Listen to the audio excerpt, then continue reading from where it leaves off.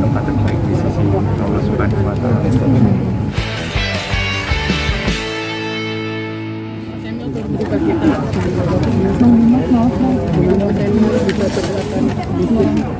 Ya, jadi kita dapat kabar ya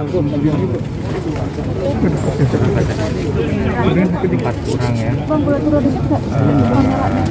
bahwa terjadi kecelakaan yang melibatkan ayah. Emang sih turun dikit dong.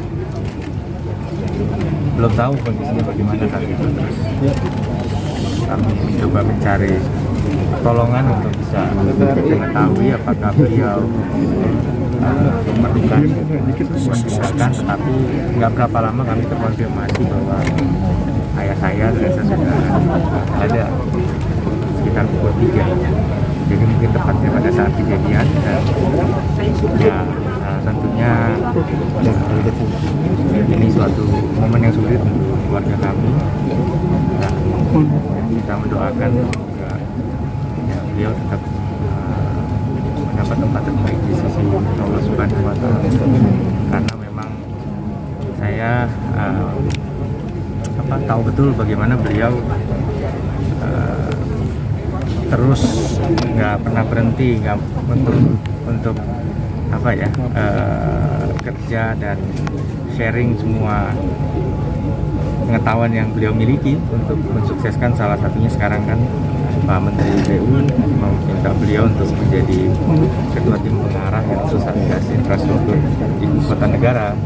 Ya, beliau juga ingin kemudian masyarakat luas tahu, jadi ya beliau pilih untuk kemudian juga ikut dalam kapasitas sebagai tadi pengarah. Jadi ya kami mencoba untuk ikhlas menghadapi situasi ini, dan ya fokus saya pribadi bagaimana juga berikan dukungan moral kepada ibu saya terutama yang tentunya juga berat bagi beliau. Saat kejadian di dalam mobil itu ada siapa aja? Sepemahaman saya hanya beliau dengan almarhum dengan saya dengan komunikasi terakhir kami sedang bersyukur karena adik saya yang paling kecil itu kan kuliah di ITB, lulus dengan alhamdulillah nilai yang tergolong cum laude ya, dan akan segera berangkat, harusnya malam ini berangkat ke Swedia untuk mengambil studi artificial intelligence di tingkat pasca sarjana. Dan almarhum ayah saya sangat excited karena ya kita juga sedih karena dulu kan adik saya yang ketiga kan di ITB juga, dan kemudian yang keempat juga ini yang kuliah di ITB. Jadi ya itu momen terakhir kami kumpul, kemudian tanggal 14 ya kurang lebih, dan ya begini, kemudian kita ya syukuran gitu. Tetapi salah satu momen yang menurut saya bersyukur pertama bahwa kebetulan adik saya yang perempuan itu suaminya tinggal di Australia, jadi mereka bolak-balik, dan pada satu kesempatan saya memang sedang dinas ke Australia, kemudian entah kenapa saya mengajak, tentunya pribadi ya, artinya dengan resource pribadi, nggak ada hubungannya gitu ya, tapi yang nggak mungkin kan sebagai kepala daerah kami nggak mungkin ke luar negeri kalau tidak ada urusan dinas atau berobat atau ibadah. Jadi saya tetap kerja, tapi ya masa sih sehari 2-3 jam nggak bisa di free time-nya untuk kemudian ada waktu dengan keluarga. Nah, ternyata itu jadi momen pada saat saya transit on the way balik itu, jadi momen untuk ayah saya dan ibu saya bisa nostalgia waktu 5 tahun pertama pernikahan mereka itu kan saya juga masih bayi itu di Sydney, Australia. Dan ya ternyata memang itu jadi momen beliau dan ibu saya dan cucu-cucu bisa bersama-sama. Jadi itu salah satu yang kami Emil, mungkin saat pas kejadian itu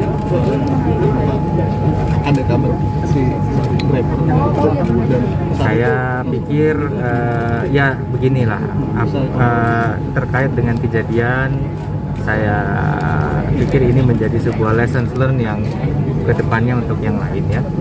Kalau bagi kami ini takdir, bahkan saya ayah saya sudah mencetak sebuah foto yang sudah dibingkai beberapa hari yang lalu, dan kami nggak paham kenapa beliau mencetak foto close up ya seperti foto yang biasanya dipasang untuk acara seperti ini sudah beberapa hari yang lalu. Jadi takdir adalah takdir, tapi lessons learned terkait atau pembelajaran terkait tadi apa itu kami silahkan saja pada pihak-pihak yang berkepentingan yang itu untuk melakukan telaah. Tapi kalau bagi kami berjuang untuk ikhlas menghadapi situasi ini, dan ya kami berusaha juga untuk dengan energi yang ada untuk bisa mengapresiasi rekan-rekan, sahabat-sahabat beliau dan keluarga yang sudah mau meluangkan waktu untuk memberikan penghormatan terakhir kepada beliau hari ini di sini. Mas Emil sosok seperti apa sih Bapak di mata Mas Emil? Ya, saya bisa dibilang memang yang sangat membentuk saya ya dua-duanya, orang tua saya, bapak dan ibu. Beliau bekerja keras yang luar biasa, benar-benar luar biasa gitu. Dan ya, saya bersyukur mungkin ibu saya kalau bapak saya sedang pulang telat itu bukan mengeluh gitu, tapi malah bilang tuh lihat bapak kamu tuh rajin nih kerja, jadi kamu harus kayak gitu nanti gitu. Padahal dalam hati saya nggak tahu ibu saya mungkin komplain sebenarnya ya. Jadi dari kecil sudah terpatri gitu bahwa bapak saya selama ada peluang pendidikan dia memilih studi sampai S3, ya itu yang menginspirasi saya juga untuk dapat S3 gitu. Jadi beliau sosok yang sangat, kalau menurut semua orang yang datang ke rumah, kata pertama sebenarnya sih baik. Karena ya itu beliau walaupun memang menduduki jabatan wakil menteri itu melalui jalur murni teknokrat. Beliau bukan seperti saya politik ya. Kalau beliau teknokrat, benar-benar menjadi seorang wakil menteri itu meniti karir dari bawah sebagai seorang birokrat, memberikan hasil yang semaksimal mungkin, dan ya itu juga makanya beliau sepemahaman saya dapat penghargaan, satu-satunya orang Indonesia yang dapat penghargaan dari Federasi Jalan Internasional, International Federation untuk Professional of the Year sejauh ini. Jadi ya mungkin itu role model lah buat saya gitu, dan ya mudah-mudahan tentunya saya juga sebelum beliau menutup mata sudah bisa marem tuh tenang, relatif bahagia dengan apa yang sudah dicapai oleh putra putrinya. Rencananya apa di masa depan?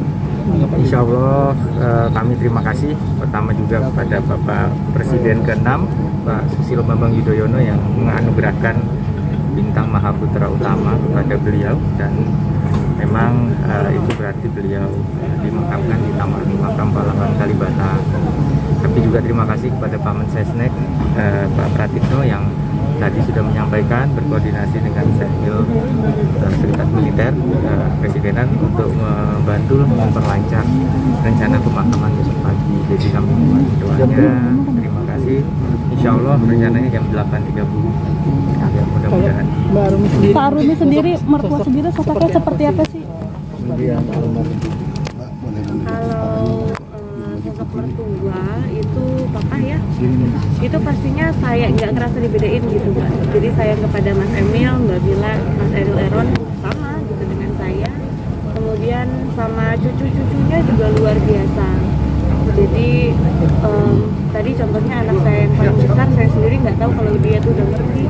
Ketika saya kasih kabar kampungnya ke Bukang, beliau ya nangis juga karena memang sebegitu perhatian Kampung, kita pemilik Kampung kepada anak-anak saya terutama, kemudian kepada saya juga perhatian ya baik sekali. Biasanya nggak merasa dibedakan, jadi ya kami juga semua kehilangan lah. Dan betul yang dikatakan Mas Emil, jadi sampai usia maksudnya sudah matang pun Mas Emil sekarang teman diskusinya ya papa gitu. Jadi ada keputusan besar yang harus diambil. Kadang saya itu kan hanya tempat berdiskusi, tapi tentu untuk hal-hal strategis yang di luar kapasitas saya untuk mengerti, biasanya yang paling nomor satu di telepon adalah ayahanda, karena beliau yang lebih jago experience-nya, lebih pengalamannya lebih banyak. Jadi salah satu tempat konsultasi, diskusi, dan membentuk Mas Emil juga sampai sekarang. Oke. Terima kasih.